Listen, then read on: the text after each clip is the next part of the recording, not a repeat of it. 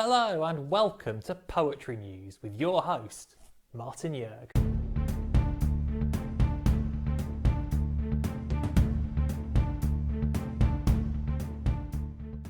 We could start a revolution, you and I. We could harness the hope we think will pass on by in every broken promise, via every streetlit side effect of late evenings in our endless daily grind. As no amount of serotonin can fully hide the unquantifiable fear behind our eyes, the rawness in our rejections, the frustrations in our failures, the melancholy in the missed opportunity we never quite forget, the regret in what we allowed to drag us down. Or when our friends filled our conversations with fables from every corner of the earth, while you and I flailed with a dearth of worth as if it was water in a broken glass. But we could start a revolution, you and I. We could make love to our front lines, turn them into a brightened sky, serenade our sorrow, borrow the best from each other's corneas. Know that nothing had been nonsensical as we filled each other's trenches, and that every piece of inner peace had been pure when we flushed away our finality. Then we could start a revolution, you and I. We could teach each other how to fly, to soar above our search for perfection. Our once warmed by the photosynthesis in our fingertips as they clutch our formerly unclutchable sky. Our needs nurtured by value no amount of money could ever provide, and we could learn to share our revolution, so that no one we care for would ever be hungry or would ever be cold.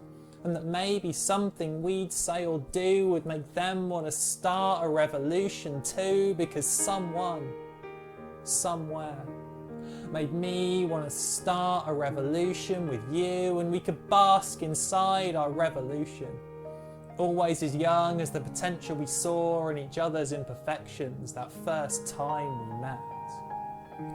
We could start a revolution, you and I. We could inspire everyone with the warmth inside our eyes until every single child is born with a chance and every single soldier wants to lay down their arms. If everyone wanted peace, there'd be peace.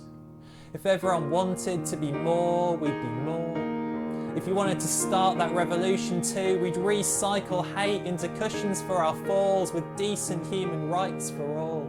We'd show all the bigots life is not about nation. With an end to social deprivation, we find cures for every fatal disease by curing everyone who's bringing our world to its knees, even if we only see the beginning.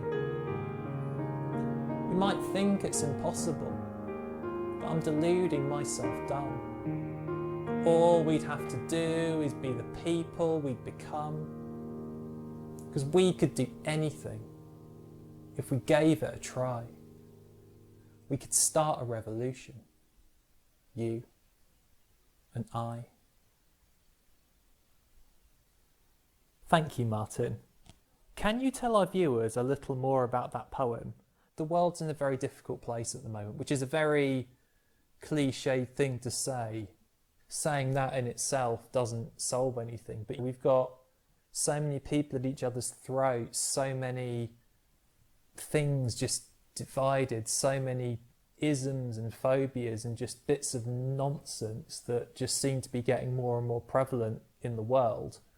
And what we really need, I think, is kindness. And kindness isn't going to fix all of the world's problems. Kindness doesn't have any medical qualifications, for example. But generally, what I think, whatever the situation might be, that situation would be better if people were kinder to each other.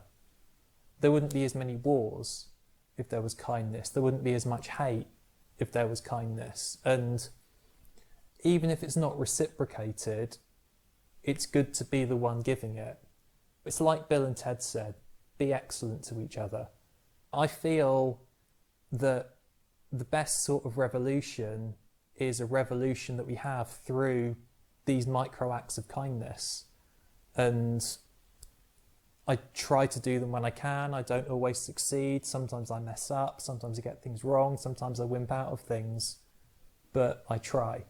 And I think if other people can try as well, if everybody did that, we wouldn't fix the problems, but things would be a nicer place. This poem is about exactly that. Thank you very much, Martin. If you would like to get a hold of Martin's book, then it is available here. And if you'd like to get in touch with Martin, then you can get in touch with him here. I've been Martin Yerg. This has been Poetry News. Until the next rhyme.